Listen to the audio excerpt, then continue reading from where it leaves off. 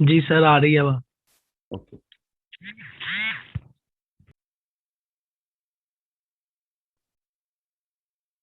अच्छा जी, आज हमने चैप्टर नंबर 8 स्टार्ट करना है। कल मैंने सारे मामला IFRS 15 के अल्हम्दुलिल्लाह बड़े अच्छे तरीके से चीज़ें सारी क्लोज कर दी। ठीक है जी, हमने प्रैक्टिस की, हमने एग्जाम्पल पढ़ी, हमने एग्जामिनेबल इलस्ट्रेशंस जो थी एग्जाम की वो भी हमने देखी, और अल्टीमेटली अब आपका टेस्ट हो जाएगा। अच्छे बच्चे उसको तैयारी करेंगे और टेस्ट दे के अच्छे नंबर सिक्योर करके चैप्टर साइड पे रखते हैं। ठीक है जी। आज हमने चैप्टर शुरू करना है, चैप्टर नंबर 8। ये इसका टाइटल है नॉन करंट एसेट। खैर, इसमें नॉन करंट एसेट इसलिए कहा गया है कि इसके अंदर जो 3 स्टैंडर्ड डिस्कस किए गए हैं वो नॉन करंट एसेट से रिलेटेड हैं। ठीक है, इसलिए इसे नॉन करंट एसेट और आगे सन्ड्री स्टैंडर्ड्स कहा गया। इस चैप्टर के अंदर IS 20, IS 23 और IS 40 है। IS 40 ये 3 स्टैंडर्ड्स हैं जो कि हमारे सिलेबस का पार्ट है, और इनमें से क्वेश्चन भी आता है। ठीक है, तो तीनों आपस में इंटर रिलेटेड नहीं है, लेकिन चूंकि 3 स्टैंडर्ड थे तो उन्होंने चैप्टर 1 बना दिया स्टैंडर्ड्स का। वैसे तो प्रॉपर्टी प्लांट एंड इक्विपमेंट के अंदर भी IS 16 हमने उसको लेके चले हैं। ठीक है, तो रेवेन्यू इटसेल्फ IFRS 15 है। तो ये जो चैप्टर नंबर 8 है, इसके अंदर जो पहला स्टैंडर्ड है इन तीनों में से जो हम डिस्कस करेंगे वो होगा गवर्नमेंट ग्रांट का। ये जो गवर्नमेंट ग्रांट है, इससे मतलब क्या है? एक तो सीधी सीधी बात हमें ये समझ आती है कि गवर्नमेंट हमें किसी पर्टिकुलर पर्पस के लिए हमें सपोर्ट देती है, ग्रांट देती है, तो अ, अ, उसको हम गवर्नमेंट ग्रांट कहते हैं। अब ये तो एक लेमैन डेफिनेशन थी। अ, अभी फर्ज करें कोरोना के अंदर गवर्नमेंट ये कहती है कि जी हम किसी पर्टिकुलर इंडस्ट्री को, लाइक जैसे ये टूरिज्म वाले लोग हैं, ट्रेवल एजेंट्स हैं, या स्कूल कॉलेजेस हैं। ट्रेवल एजेंट की एग्जांपल ले लें। स्कूल कॉलेजेस तो खैर ऑनलाइन और अपनी फीस वगैरह का कुछ सिस्टम, मतलब रिंग रूम के बनाया हुआ है। मैं बात कर रहा हूँ ट्रेवल एजेंट्स की। उनका बिजनेस बिल्कुल क्लोज हो गया। वो कोई ऑनलाइन काम भी नहीं कर सकते जैसे हम कर रहे हैं। अगर फर्ज करें गवर्नमेंट ये कहती है कि जितने भी ये ट्रैवल एजेंट्स हैं, ड्यू टू कोविड सिचुएशन हम उनको कोई कोविड ग्रांट देंगे, कोविड सपोर्ट देंगे, तो वो बेसिकली क्या कहलाएगी? वो गवर्नमेंट ग्रांट कहलाएगी। ये जो ग्रांट है ना, ये दो तरह की होती है। एक को हम कहते हैं जी ग्रांट रिलेटेड टू एसेट, और दूसरी होती है grant related to income. Related to asset से मुराद ये है कि वो वाली ग्रांट जो अल्टीमेटली हमने गवर्नमेंट देती है किसी पर्टिकुलर टाइप ऑफ एसेट के अंदर अपना कंट्रीब्यूशन डालती है कि जनाब ये पैसे इतने हमसे पकड़ें, बाकी खुद डालें, और ये फलां मशीन आपने लगानी है, कोई इन्वायरमेंट को कंट्रोल करने के लिए या इस तरह के किसी भी हवाले से। तो ये एक किस्म की असिस्टेंस होगी जो कि गवर्नमेंट देगी। इसकी बहुत सारी शक्लें हो सकती हैं। ये लो रेट लोन्स भी हो सकते हैं। ठीक है, जैसे अभी गवर्नमेंट ने ट्रस्ट लोन दिए हैं, ठीक है ना, तो वो लो रेट लोन है 5% के ऊपर। लेकिन उसके ऊपर अभी आजकल डिबेट चल रही है पाकिस्तान के अंदर कि वो ग्रांट है या नहीं है। इसी तरह सैलरीज पे करने के लिए बहुत ही लो रेट के ऊपर जो हैं, ये पिछले कोविड के अंदर गवर्नमेंट ने लोन दिए थे। तो ये इसके अलावा गवर्नमेंट ने आपको कोई इंफ्रास्ट्रक्चर सपोर्ट दे दी है, वो भी ग्रांट में ही आएगी। तो इसकी ना बहुत सारी टाइप्स हैं जो हम अभी वन बाय वन देखेंगे। उसने यहाँ जो डेफिनेशन यहाँ पर दी हुई है, और वो ऑफ कोर्स स्टैंडर्ड की डेफिनेशन है। Government assistance is action by the government designed to provide an economic benefit specific to an entity or range of entities qualifying under certain criteria. ठीक है, कि गवर्नमेंट असिस्टेंस क्या है कि is action by government, ये government का कोई action हो सकता है जो डेजिग्नेट किया जाएगा किस पर्पस के लिए, to provide an economic benefit, economic benefit देने के लिए स्पेसिफिक टू एन एंट्री और रेंज ऑफ एंट्री, किसी एक एंटिटी को या रेंज ऑफ एंट्रीज को देने के लिए। तो यहाँ टेक्निकली थोड़ी थोड़ी टर्म्स जो है ना उनके अंदर माइन्यूट सा डिफरेंस है, तो लिहाजा उसे नोट करना है। Okay, government assistant does not include benefits provided only indirectly through actions affecting general trading condition। कहता है जो जनरल ट्रेडिंग कंडीशन से रिलेटेड एक्शन जो है ना, लाइक आपने किसी पर्टिकुलर प्रोडक्ट के ऊपर आपने ड्यूटी कम कर दी, ये जनरल ट्रेडिंग जो है वो एक्शन है, ये गवर्नमेंट असिस्टेंस नहीं कह रहा है। ठीक है जी, okay. Such as the provision of infrastructure in development areas और the imposition of trading constraint on competitors। ठीक है जी, ये फीडबैक बना है फैसलाबाद के अंदर, तो उसके अंदर इंफ्रास्ट्रक्चर जो बना दिया है, तो वो ये नहीं है कि जी वो असिस्टेंस कहलाएगी, उससे हम असिस्टेंस नहीं कह सकते। या आपने अपने जो कंपटीटर्स हैं किसी पर्टिकुलर इंडस्ट्री को कंट्रोल करने के लिए उसकी डिमांड एंड सप्लाई को आपने कंपटीटर्स के ऊपर कोई कंस्ट्रेंट लगा दी है कि जी नए बंदे इस इंडस्ट्री में जो है वो नहीं आ सकेंगे। कंस्ट्रेंट का मतलब है पाबंदी लगा देना। तो मैनेजमेंट की ये वाली पाबंदी भी उन इंडस्ट्रीज के लिए गवर्नमेंट असिस्टेंस हैं जो ऑलरेडी काम कर रही हैं। ठीक है, तो उनकी कंपेटेबिलिटी क्रिएट करने के लिए समटाइम ऐसा किया जाता है। आगे चलेंगे।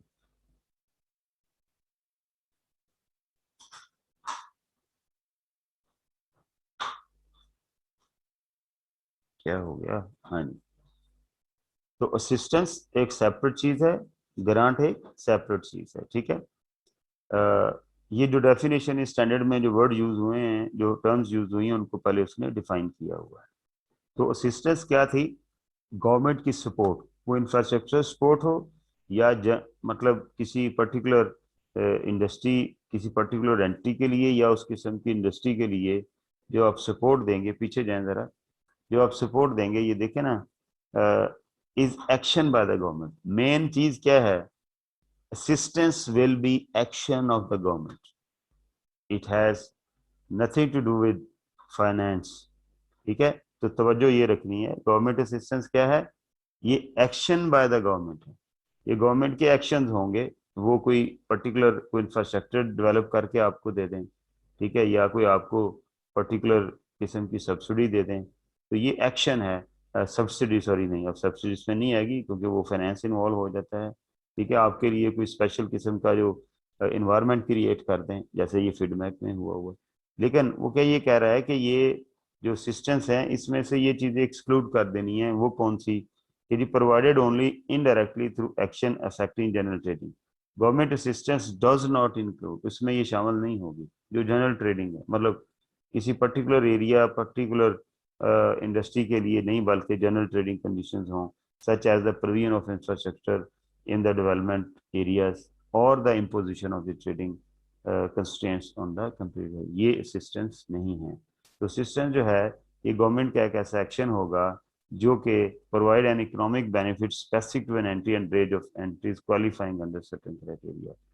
ठीक है, तो ये जो है ये किसी पर्टिकुलर एंट्री या उस इंडस्ट्री के लिए होगा जो एक पर्टिकुलर क्राइटेरिया को फुलफिल कर रहे होंगे। आगे चलेंगे। Government grant are assistance by government in the form of transfer of resources to an entry. यहाँ पर क्या है? ट्रांसफर ऑफ रिसोर्सेज है। वो रिसोर्सेज फाइनेंशियल हो सकते हैं, वो रिसोर्सेज इन काइंड हो सकते हैं जिसकी वैल्यू हम फाइनेंशियल वैल्यू बना सकते होंगे। तो इसलिए गवर्नमेंट ग्रांट और assistance by the government in the form of transfer of resources to an entity in return for past or future compliance with certain condition relating to the operating activities of the entity। कि ये वो transfer of resources होगा जो कि entity को किया जाएगा किसके बदले में? एंटी की पास्ट जो परफॉर्मेंस है उसके बदले में, ये लिखा हुआ है with certain condition relating to the operating activities of the entity, past और फ्यूचर, कि जो वो कर चुके हैं या वो करेंगे। मसलन गवर्नमेंट जो है वो आपको एक्सपोर्टर्स को फंड देती है कि जी आप अपने जो वर्कर्स हैं उनकी उनकी आप स्किल डेवलपमेंट कर सकें। ठीक है, किसी पर्टिकुलर इंडस्ट्री के लिए इंसेंटिव हो सकता है। तो गवर्नमेंट ये वाला जो असिस्टेंस फाइनेंशियल फाइनेंशियल रिसोर्सेज अपने ट्रांसफर करेगी, तो ये क्या कहलाएंगी, ये गवर्नमेंट ग्रांट कहलाएंगी। क्यों? कि गवर्नमेंट ने जो स्पेशल आपके पैरामीटर्स आपने पूरे किए हैं या आपको दिया जाएगा। बाज का पाकिस्तान के अंदर एक एक्सपोर्ट डेवलपमेंट से चार्ज दिया जाता है, ठीक है, एक स्किल डेवलपमेंट से चार्ज दिया जाता है। एक ये है कि आपने पीछे क्या परफॉर्म किया उसकी बेस पे दिया जाता है, और एक आपको दिए जाते हैं पैसे कि आपने फ्यूचर में ये पैसे इतनी देर तक खर्च करने हैं। तो ये दोनों बेस्ट एग्जांपल होंगी किस चीज की, गवर्नमेंट ग्रांट की। दे एक्सक्लूड, इसमें से क्या शामिल इसमें नहीं करना, those forms of government assistance which cannot reasonably have a value placed upon them, and transactions with government which cannot be distinguished from the normal trading transaction of the entity। कि इसमें वो चीज वो वाली असिस्टेंस शामिल नहीं करेंगे। Of course मैंने जैसे शुरू में बताया कि गवर्नमेंट ग्रांट भी असिस्टेंस ही है, लेकिन ये स्पेशल किस्म की असिस्टेंस होंगी। ठीक है, which can not reasonably have value place upon them, जिन्हें हम वैल्यू नहीं कर सकते। ठीक है, मसलन कोई ऐसी चीज गवर्नमेंट कर दे कि जिसकी हम वैल्यू नहीं बना सकते होंगे। ठीक है, उसको वैल्यू फाइनेंशियल दी नहीं जा सकती, क्योंकि जब मैं कहता हूँ ट्रांसफर ऑफ रिसोर्सेज, तो मुझे उसकी एक फाइनेंशियल वैल्यू चाहिए अपनी बुक्स के अंदर उसे इनकॉर्पोरेट करने के लिए। And transaction with government which can not be distinguished, ठीक है, या ऐसी ट्रांजेक्शन होंगी गवर्नमेंट की जो कि डिस्टिंग्विश नहीं की जा सकती होंगी normal trading transaction of the entity, कि वो एंटिटी की जो नॉर्मल ट्रेडिंग ट्रांजेक्शन है वो उनसे हम उन्हें अलहदा नहीं कर सकेंगे। ठीक है, तो क्या हुआ, एंटिटी की जो नॉर्मल ट्रेडिंग ट्रांजेक्शन के तरह के गवर्नमेंट असिस्टेंस है वो शामिल नहीं होगी गवर्नमेंट ग्रांट के अंदर। और हमने ये कहा कि जी जिसको हम reasonably have a value placed upon them, जिनको हम वैल्यू ना दे सकते होंगे, वो भी क्या है, वो भी अल्टीमेटली इसमें शामिल नहीं होगी। फॉरगिवेबल लोन, ये भी, ये सारी चीजें जो है ना एज ए लेमैन, ये इसकी टाइप्स हैं गवर्नमेंट असिस्टेंस की। फॉरगिवेबल लोन वो लोन होते हैं जिनको माफ कर दिया जाता है। तो अगेन गवर्नमेंट आपको लोन दे और on fulfilling of certain condition आपको वो लोन माफ कर दिया जाए, तो ऐसे लोन्स को फॉरगिवेबल लोन कहते हैं। तो ये भी गवर्नमेंट ग्रांट ही की असिस्टेंस ही की एक टाइप है। ठीक है, लेकिन इनके सबके मीनिंग पर, ठीक है, असिस्टेंस के अंदर एक्शन ऑफ द गवर्नमेंट है, ग्रांट के अंदर resources transferred by the government है, और फिर फॉरगिवेबल लोन के अंदर भी क्या है, is treated as government grant when there is reasonable assurance that entry will meet the term of the forgiveness of the loan. क्या आपने लोन लिया, तो ये जो लोन है वो कहता है कि जी ये भी गवर्नमेंट ग्रांट ट्रीट हो सकते हैं। कब? जब लोन के अंदर फॉरगिवनेस की कुछ कंडीशन मेंशन की हुई होती है कि किन कंडीशन के तहत ये लोन माफ हो जाएगा। और अगर कंपनी को इस बात की श्योरिटी हो कि वो जो कंडीशन फॉरगिवनेस है उसको पूरा कर देंगे, तो अल्टीमेटली क्या होगा, रीजनेबल एश्योरेंस जब इस बात की होगी, तो फिर हम उस फॉरगिवेबल लोन को भी ग्रांट ट्रीट कर सकते हैं। फॉरगिवेबल लोन स्पेशल टर्म है जो कि यूज की गई है कि किसी लोन की माफी के लिए। ठीक है, ओके।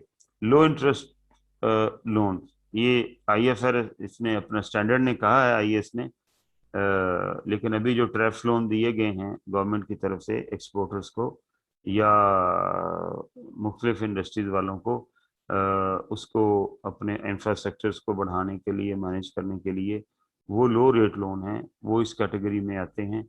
लेकिन अल्टीमेटली उसकी कुछ कंडीशंस हैं। लो interest loan are loans which the government provides at lower interest rate as comparable to market interest rate। ठीक है, कि मार्केट के अंदर अगर इंटरेस्ट 15% आ रहा है और गवर्नमेंट आपको 5% के ऊपर लोन देती है, तो वो क्या हैं, वो लो इंटरेस्ट लोन्स हैं। ठीक है, उन्हें हम क्या बोलेंगे, लो इंटरेस्ट लोन कहेंगे। अब ये सारी की सारी असिस्टेंस हो, ग्रांट हो, स्पेसिफिकली फॉरगिवेबल लोन हो, लो इंटरेस्ट लोन्स हो, ये सब के सब क्या हैं, दीज आर गवर्नमेंट ग्रांट जो कि स्टैंडर्ड में डील की गई हैं। जैसे मैंने शुरू में आपको बताया कि IAS 20 जो है उसके मुताबिक two types of government grants हैं। एक ग्रांट रिलेटेड टू एसेट और ग्रांट रिलेटेड टू इनकम है। जैसा कि इनके नामों से ज़ाहिर है, जो ग्रांट रिलेटेड टू एसेट है वो किसी एसेट की बाइंग के अंदर गवर्नमेंट का कंट्रीब्यूशन हो सकता है। और जो ग्रांट रिलेटेड टू इनकम है, ये on fulfilling a certain parameter आपको कोई as a part of income आपको असिस्टेंस दी जा सकती है, आपको मैनेज आपको ग्रांट दी जा सकती है। तो अब हमारा टास्क ये ठहरा कि हमने इन दोनों ग्रांट्स को आइडेंटिफाई करना है और फिर हमने इसका अकाउंटिंग ट्रीटमेंट क्या है हमने ये भी देखना है। तो पहली टाइप है ग्रांट्स रिलेटेड टू एसेट और government grants whose primary condition is that an entity qualifying for them should purchase, construct or otherwise acquire long term asset। इसकी बेसिक कंडीशन ये होगी कि यह एंटी को बना बनाया एसेट खरीदे या कंस्ट्रक्ट करे या और अदरवाइज एक्वायर का मतलब है कि हम किसी और तरीके से उसे एक्वायर कर सकते हैं। मतलब नॉन करंट एसेट का यानी लॉन्ग टर्म एसेट का परचेज करना जरूरी है, उस परचेज का कोई भी मोड हो सकता है।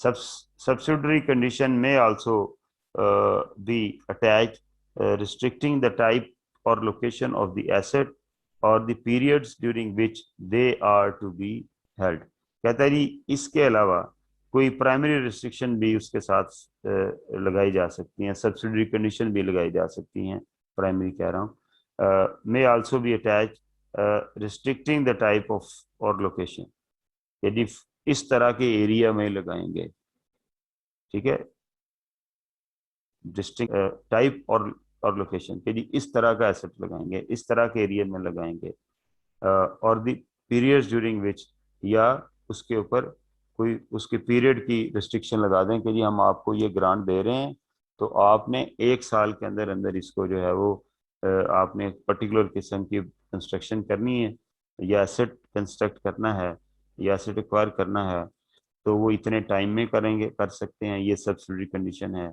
फलां टाइप का एसेट एक्वायर करेंगे, ये सब्सिडरी कंडीशन है।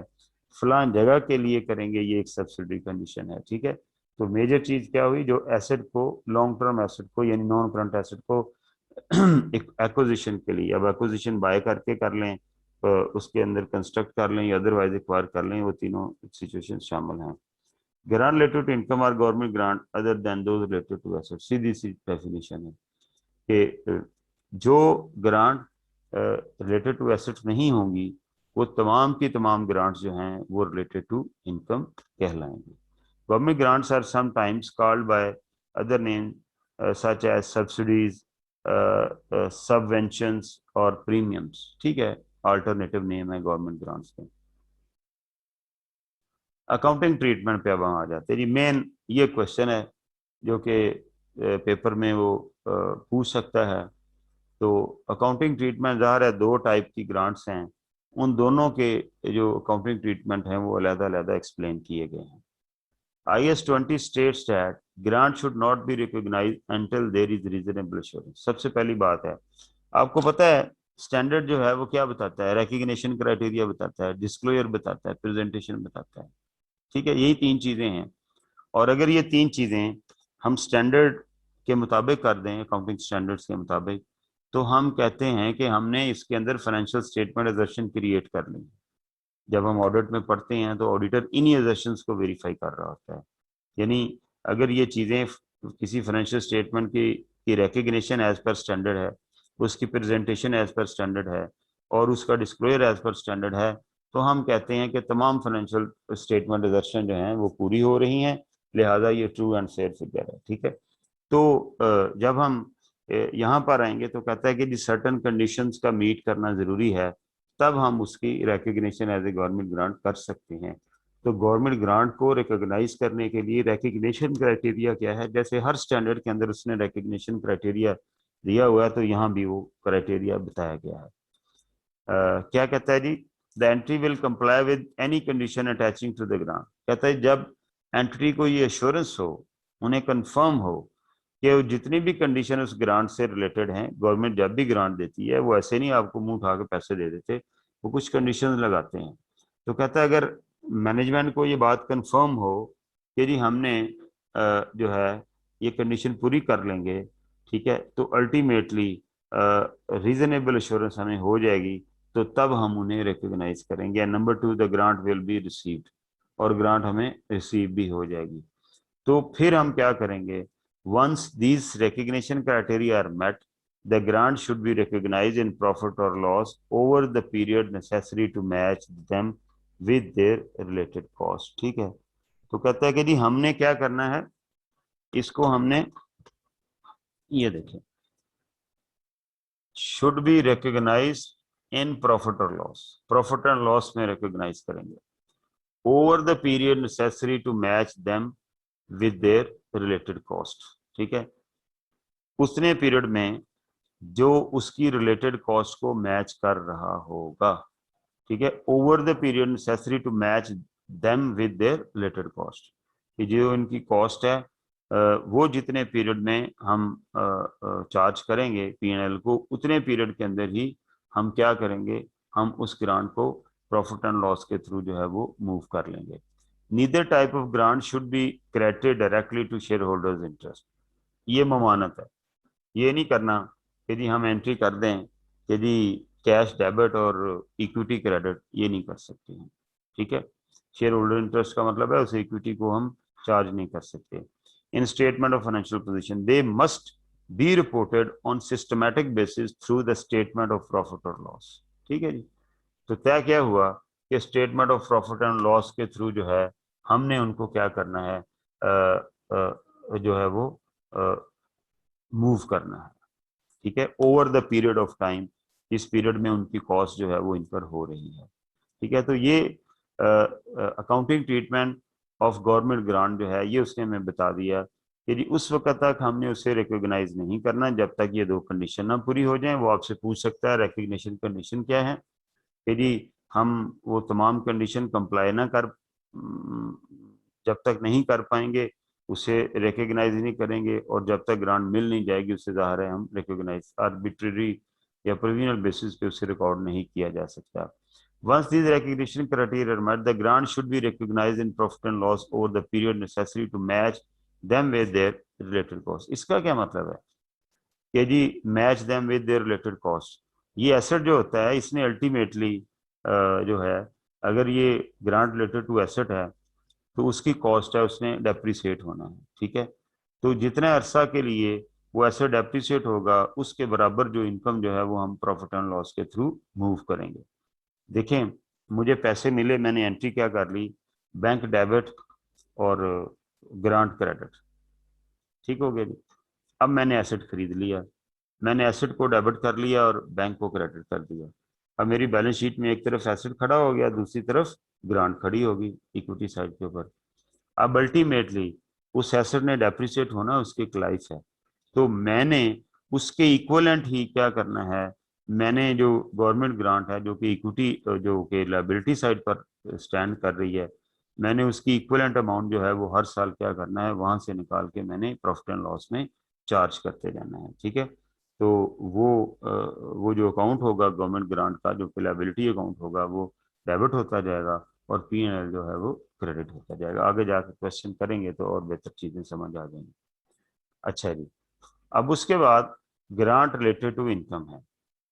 अच्छा जी, ये treatment grant related to asset का है। ठीक है, हाँ, मतलब ग्रांट रिलेटेड टू एसेट, लेकिन ग्रांट रिलेटेड टू इनकम के चूंकि ट्रीटमेंट दो हैं इसलिए उसे अलहदा से लिखा गया है। ठीक, हाँ ठीक है, लेकिन ग्रांट रिलेटेड टू इनकम जो है उसके लिए ये दो मेथड बताए गए हैं, वो अलहदा अलहदा से एक्सप्लेन किए गए हैं। For grant related to income, IS 20 states that an income approach should be used and the grant should be taken to income over the period necessary to match the grant with the cost that the grant is intended to compensate। ठीक है, तो ये वही बात है जो इसने यहाँ पर लिखी हुई है। ठीक है, तो लेकिन कहता है जी इसके दो मेथड अलाउ करते हैं। ठीक है, पहला मेथड क्या है, include the grant for the period as other income for inclusion in the profit and loss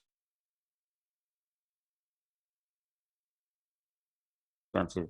देखें, एक चीज ये है कि उस ग्रांट ने डायरेक्ट इनकम बुक नहीं होना। ठीक है, ये जो लिखा हुआ है include the grant for the period as other income for inclusion in profit and loss for the period, तो उसको हम अदर इनकम के तौर पर ट्रीट कर दें। ठीक है, प्रॉफिट एंड लॉस के अंदर। या दूसरी सूरत क्या है कि जो ग्रांट का रिलेटेड एक्सपेंस है हम उस एक्सपेंस में से माइनस कर दें। देखें, गवर्नमेंट ने मुझे 5 लाख रुपया दिया किसी पर्टिकुलर काम के लिए। मेथड वन ये है कि जी मैं उसे सीधा सीधा अदर इनकम ट्रीट कर लूँ। दूसरा मेथड क्या है, गवर्नमेंट ने मुझे ये स्टाफ की ट्रेनिंग के लिए पैसे दिए। ठीक है, कि जी आप अपने स्टाफ को ट्रेन करें। अब उस ट्रेनिंग के ऊपर मेरा कुछ एक्सपेंस आया, फर्ज करें मेरा एक्सपेंस 7-8 लाख रुपया, वो मैंने एक्सपेंस बुक कर लिया, और ये जो ग्रांट मुझे मिलेगी ये मैं उसी एक्सपेंस अकाउंट को क्रेडिट कर दूंगा, मैं इसे डायरेक्ट इनकम शो नहीं करूंगा। आगे चलो, ये देखें question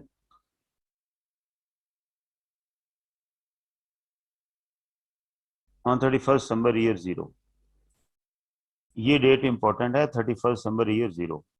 the grant is towards the cost of training young apprentices, ये भी मैंने जो आपको बताई example. And training programme is expected to last for 18 months from 1 January year one. तो ये 1 जनवरी से लेके अगले 12 महीने, जो 18 महीने, 1.5 साल जो है ये जारी रहेगा। Actual cost of training were ₹50,000 in year one and ₹25,000 in year two. The grant would be accumulated for as follows. 31 दिसंबर को जब मुझे ये पैसे मिल गए हैं 30,000, तो हम क्या करेंगे, grant would be recognised as liability and presented in the statement of financial position, split between current and non current portion जो है वो हम कर लेंगे। कोई भी लायबिलिटी जब हमने प्रेजेंट करनी है तो उसका वो वाला पोर्शन जो फोर्सिएबल फ्यूचर में अगले 12 महीनों में मेच्योर होना है वो हम ऑब्वियसली करंट में ले जाएंगे, और बाकी जो है वो क्या करेंगे, नॉन करंट में ले जाएंगे। ये बात तो समझ आ गई। जब दिसंबर में पैसे मिले, साथ ईयर क्लोज हो गया, तो मैंने कहा जी इसमें से 20,000 जो अगले 12 महीनों में ग्रांट जो है वो मोटाइज होनी है, और बाकी 10,000 जो है उससे अगले 6 महीनों में होनी है। At the end of the year, there there would be a current balance of 10,000, being the non-current balance at the end of year zero, reclassified as current। मैंने स्टडी बनाई हुई है कि जब पहला साल खत्म होगा, यानी ग्रांट का रिलेटेड पहला साल, देखें दिसंबर जीरो में मेरी ये बात हो रही है ईयर वन की। ठीक है, आप समझ लें, जीरो की बजाय आप कर लें दिसंबर 2000 में मिली है, और अगला साल है दिसंबर 2001, और उससे अगला साल जिसमें 6 महीने आ रहे हैं वो है दिसंबर 2002। तो कहता है जी दिसंबर 2001 जब एंड होगा तो वो जो करंट नॉन करंट पोर्शन था 10,000, वो अब क्या बन जाएगा, वो करंट बन जाएगा। ज़ाहिर है वो अगले 6 महीनों में खत्म होने जा रहा है। ठीक है, तो ये वो बात लिखी, this would be recognise in in profit in year two. तो हम उसको फिर ईयर टू के अंदर उसको रिकॉग्नाइज करेंगे। तो ये देखें, ये उसने स्टेटमेंट ऑफ फाइनेंशियल पोजीशन में डेफर्ड इनकम करंट लायबिलिटीज में दिखाई हुई है 20,000। ये टाइम जीरो है, 2000 है, और ये 2001 है, और ये 2002 है। तो करंट लायबिलिटीज के अंदर जो हमारी डेफर्ड लायबिलिटी है वो कितनी बन रही है, डेफर्ड इनकम जो है वो 20,000 इसमें आएगी और 10,000 इसमें आएगी। क्यों भला, इसलिए कि जब ईयर जीरो एंड होगा तो क्या करेंगे, मतलब 20,000 अगले जो 12 महीने हैं उनमें उसने यूज हो जाना है, और बाकी ने उसके बाद यूज हो जाना है। तो इस ये देखें, ये टोटल बनती है ऐसे 30,000। अगर आप इसको देखें तो ये कितनी बन रही है, 30,000। इसके दो पोर्शन बन गए, क्योंकि 20,000 जो है वो करंट लायबिलिटी है, और 10,000 जो है वो नॉन करंट लायबिलिटी है ईयर जीरो के अंदर। इस तरह जब मैं ईयर वन में जाता हूँ तो नॉन करंट नील हो जाती है। ठीक है, करंट ही है कि जी जो अगले 6 महीनों के अंदर उसने इनकम बन जाना है, लिहाजा वो ये बन जाती है 10,000। ठीक है, तो अल्टीमेटली ये इसकी डिस्क्लोजर थी, यानी statement of statement of financial position की, यहाँ तक ये वो डिस्क्लोजर थी, ठीक है। नीचे इंडिपेंडेंट डिस्कशन हो रही है, ठीक है। तो ईयर 2 के अंदर कोई ना ग्रांट रही नहीं है अमोर्टाइज होने वाली, इनकम को चार्ज होने वाली, लिहाजा उधर ना करंट है ना नॉन करंट है, ठीक है। हुई है 6,000, वो जो ये वाली जो करंट में थी ये अमोर्टाइज होगी P&L के अंदर ईयर 2 के अंदर जाके, लेकिन eight the end of year 2 कोई ग्रांट हमारे पास नहीं रहेगी। P&L में क्या करना है जी, दो मेथड हैं। पहला मेथड क्या है कि हम इसको एक्सपेंस में से माइनस कर दें। मेरी ट्रेनिंग कॉस्ट कितनी आई है 50,000, और मेरी गवर्नमेंट ग्रांट कितनी इस साल की है जो एलोकेट करेंगे प्रोपोर्शनेट बेसिस के ऊपर, वो 20,000 बनती है, 18 महीनों की है। तो ये नेट एक्सपेंस जो है वो 30,000 का शो हो जाएगा, ठीक है। और इसी तरह ट्रेनिंग कॉस्ट ईयर 2 के अंदर ये दी हुई है, ये देखें यहाँ पर उसने 25,000, ये ईयर 1 की कॉस्ट है, ये ईयर 2 की कॉस्ट है। इसमें से जब हम ईयर 2 की ग्रांट निकाल देंगे वो कितनी है 10,000, तो नेट एक्सपेंस जो है वो 15,000 शो हो जाएगा। आगे चलो, ये देखें ये आगे आगे आ गया मेथड 2, ठीक है। वो जो पीछे है उसके अंदर पीछे जाना जरा, नेट एक्सपेंस जो है जब हम इसे शो करेंगे तो मेरा नेट एक्सपेंस कितना बनेगा, यहाँ पर ये 30,000 बनेगा, और यहाँ पर कितना बन जाएगा 15,000 शो हो जाएगा। लेकिन जो मेथड 2 है उसके अंदर वो कहता है कि जी आपने ये ग्रांट यहाँ से कॉस्ट में से माइनस नहीं करनी, कॉस्ट पूरी रखें, और ये जो ग्रांट उस पीरियड से रिलेटेड है उसको आप क्या करें, इनकम ट्रीट कर लें। चलें आगे, ये ट्रीट हुई हुई इनकम। लायबिलिटी फाइनेंशियल स्टेटमेंट की presentation statement of financial position की चेंज नहीं होनी, ये इनकम को इनकम से रिलेटेड प्रॉफिट एंड लॉस से रिलेटेड दो मेथड हैं, ठीक है। तो ट्रेनिंग कॉस्ट कितनी आई है जी आपकी, ये उसने लिख दिया यहाँ पर, जाहिर है ईयर 0 में तो पैसे आए हैं कुछ भी नहीं है। तो अल्टीमेटली ट्रेनिंग कॉस्ट इसने क्या किया, हाँ ठीक है, इसने नेट किया हुआ है ना यहाँ पीछे पीछे, ये उसने गवर्नमेंट ग्रांट रिसीव, इसको चाहिए था कि यहाँ ये मैंने यहाँ ये मैंने उसने ये वाला काम आगे जाके किया हुआ, ठीक है ना, क्योंकि ऐसे ही है ना, ये रहा। तो ये दरअसल ऐसे शो होना चाहिए था, ये ट्रेनिंग कॉस्ट होनी चाहिए थी, और यहाँ पर लिखना चाहिए था अदर इनकम, ठीक है जी। तो नेट मेथड 2 में जाके हो रहा है, यानी ये एक्सपेंस पूरा शो हो जाना था और ये इनकम शो हो जानी थी, इनको नेट ऑफ नहीं करना था। लेकिन मेथड 2 के अंदर इनको नेट ऑफ कर देना है। अगले पेज के ऊपर चलें, ये देखें ये नेट ऑफ हुआ, 50 माइनस 20, 30,000 एक्सपेंस हो गया, 25 माइनस 10, 15,000 एक्सपेंस हो गया। इसके अंदर कोई इनकम शो नहीं होगी, ठीक है। ये ट्रीटमेंट है ग्रांट रिलेटेड टू इनकम का, ठीक है। लायबिलिटी दिखानी है हमने जब ग्रांट आएगी, क्यों दिखानी है, क्योंकि स्टैंडर्ड ये रिकमेंड करते हैं कि जी आप उसे जिस पीरियड से रिलेटेड वो ग्रांट है उसी पीरियड के अंदर उसे दो तरह से डील कर सकते हैं, या उसे प्रोपोर्शनेटली इनकम बना लें या उसे प्रोपोर्शनेटली एक्सपेंस में से माइनस कर दें। प्रोपोर्शन फिगर वही रहनी है, ट्रीटमेंट दो हो गए, और वो दो ट्रीटमेंट भी इनकम स्टेटमेंट के हवाले से हैं, स्टेटमेंट ऑफ फाइनेंशियल पोजीशन में वो एक ही ट्रीटमेंट है, ठीक है जी। ओके, अब आ जाते हैं grant related to asset. For grant related to asset IAS 20 allows two method of doing. Number 1 कि ग्रांट को एट एट वंस जो है उसकी एसेट की कॉस्ट में से जो है वो आप माइनस कर दें, ठीक है। यानी आपने अगर एसेट लिया है फर्ज करें 10 लाख का और आपको 4 लाख ग्रांट मिली है, तो ग्रांट जब मिलेगी, जब आप एसेट खरीदेंगे तो आप एंट्री करें एसेट टू बैंक, आपने एसेट खरीदा, फिर आपको ग्रांट मिली 4 लाख की, तो आप एंट्री क्या करें, बैंक डेबिट और एसेट क्रेडिट, यानी नेट एसेट बुक कर लें 6 लाख का, और उसे फिर उसकी यूजफुल लाइफ पर डेप्रिसिएट करना शुरू कर दें। पहला मेथड ये है, deduct the grant from the cost of the related asset, ठीक है।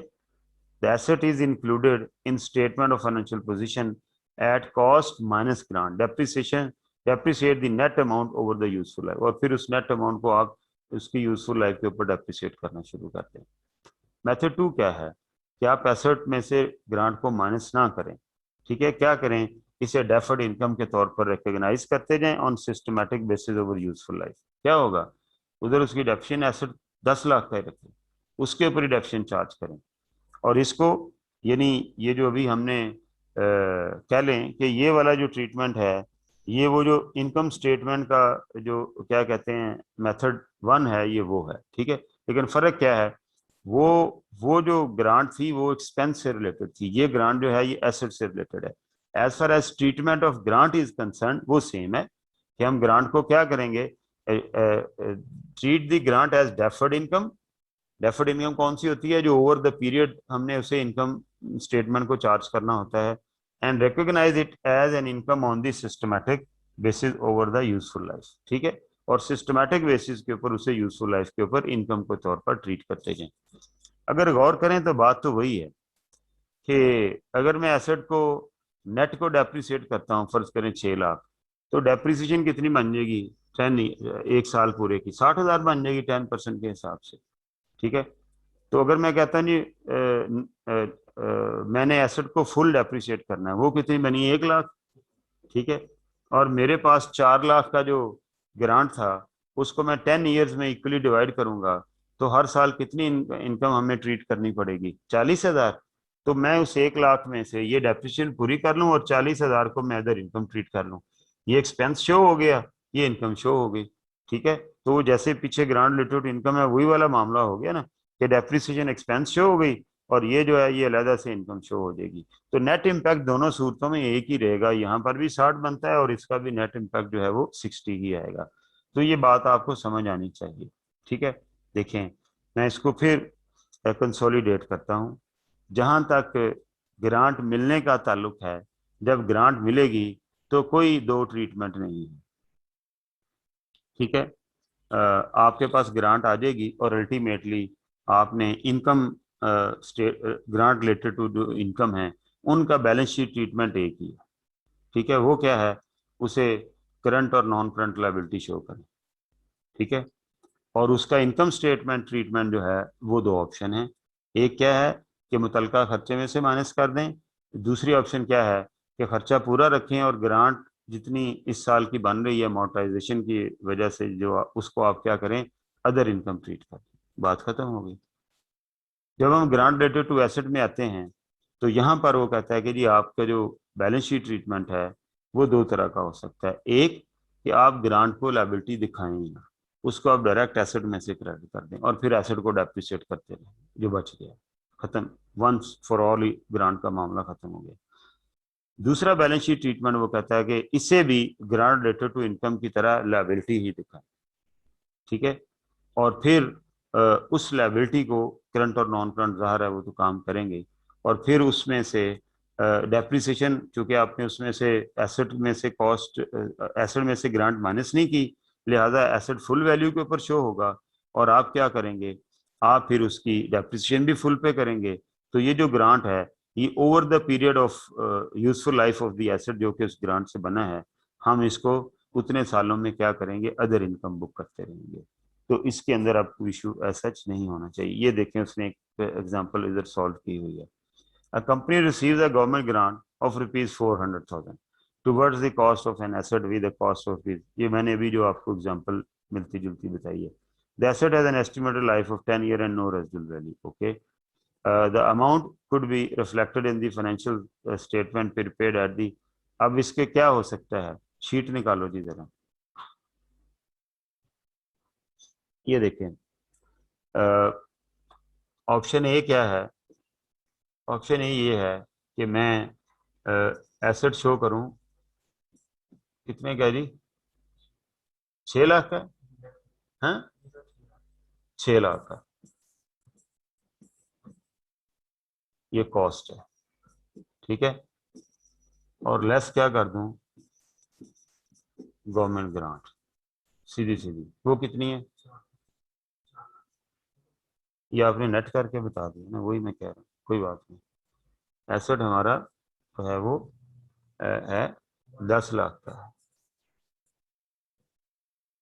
ओके, 10 लाख, ठीक है। गवर्नमेंट ग्रांट कितनी है, 4 लाख। ये एसेट हो गया जी नेट एसेट कितने का बच गया? 6 लाख। बैलेंस शीट की प्रेजेंटेशन तो ये होगी, ठीक है। ये स्टेटमेंट ऑफ फाइनेंशियल पोजीशन में ऐसे प्रेजेंट हो जाएगा, ठीक है। और इनकम स्टेटमेंट में इसका कोई इम्पैक्ट नहीं आना, मास व इसके स्टेटमेंट ऑफ कंप्रीहेंसिव इनकम में क्या आएगा, इसकी डेप्रिसिएशन आएगी, और वो क्या आएगी अब 60,000 आ जाएगी। बस ये ट्रीटमेंट होगी, ये वंस फॉर ऑल फारग हो गए ग्रांट, ठीक है। और ये हर साल डेप्रिसिएशन होती रहेगी। ऑप्शन 2 क्या है? बी ऑप्शन क्या है? ठीक है, वो कहता है जी स्टेटमेंट ऑफ फाइनेंशियल पोजीशन के अंदर आप क्या करें कि एसेट जो है वो इतने का ही शो करें, 1 मिलियन का, ठीक है जी, एसेट। और इसकी लायबिलिटी शो करें, ठीक है। इसके अंदर एक आपकी नॉन करंट लायबिलिटी आ जाएगी और एक आपकी करंट लायबिलिटी आ जाएगी, ठीक है जी। नॉन करंट लायबिलिटी ग्रांट का वो वाला पोर्शन होगा जो कि 1 साल के बाद जाके हमने इनकम को ट्रांसफर करना है, ठीक है। तो अगले 12 महीनों की जो ग्रांट है वो, ये टोटल ग्रांट कितने पैसे की है? 10 सालों की है। इसको 4 लाख को 10 से डिवाइड करें, कितना बना? 40,000। 40,000 मल्टीप्लाइड बाय 12,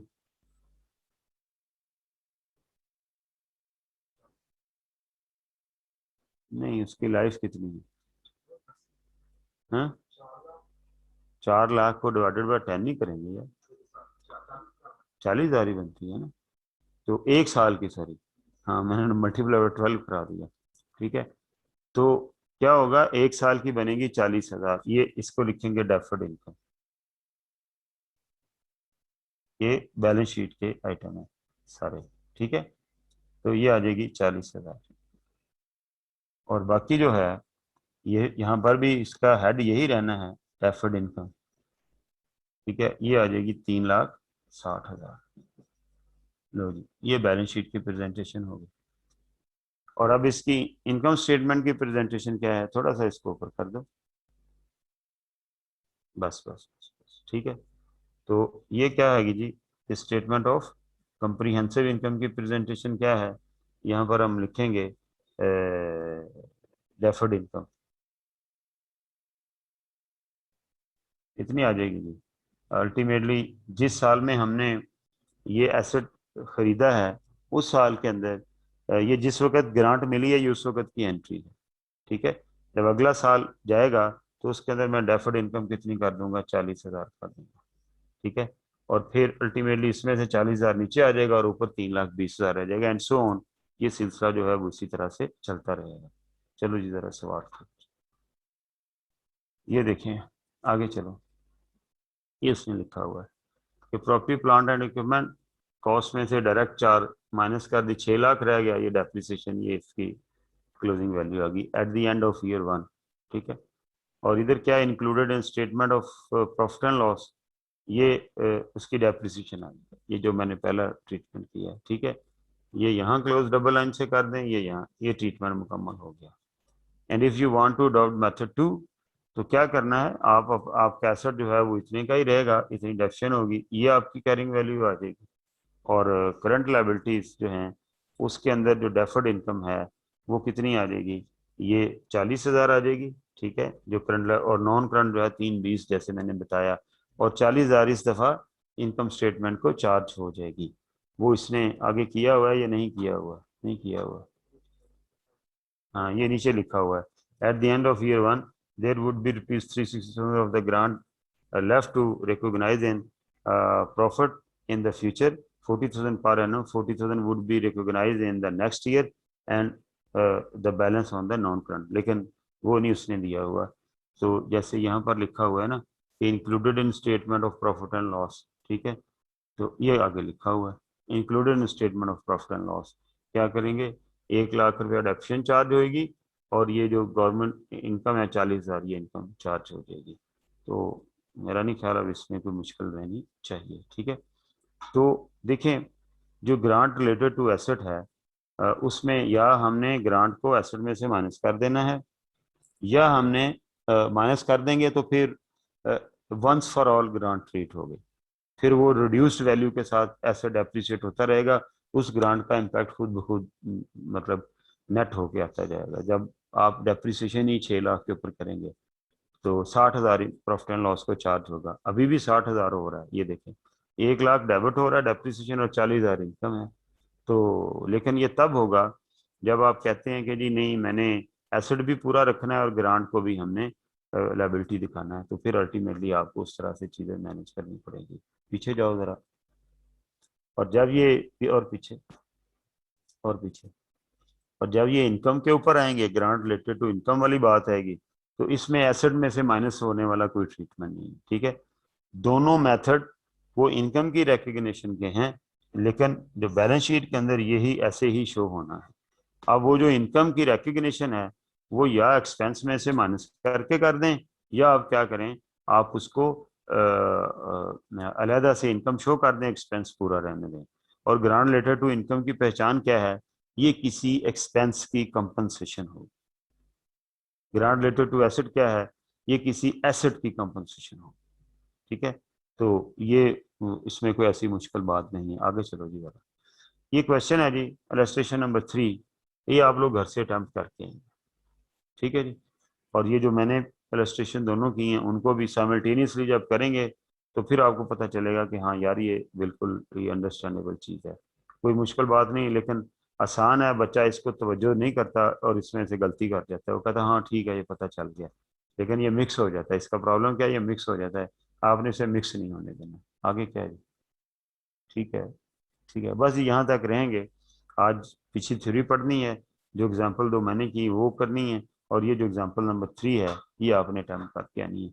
कल इंशाअल्लाह कुछ और पहलू में स्टैंडर्ड में डिस्कस हुए, कल हम उनके ऊपर बात करेंगे। किसी का कोई सवाल है तो पूछ सकता है जी।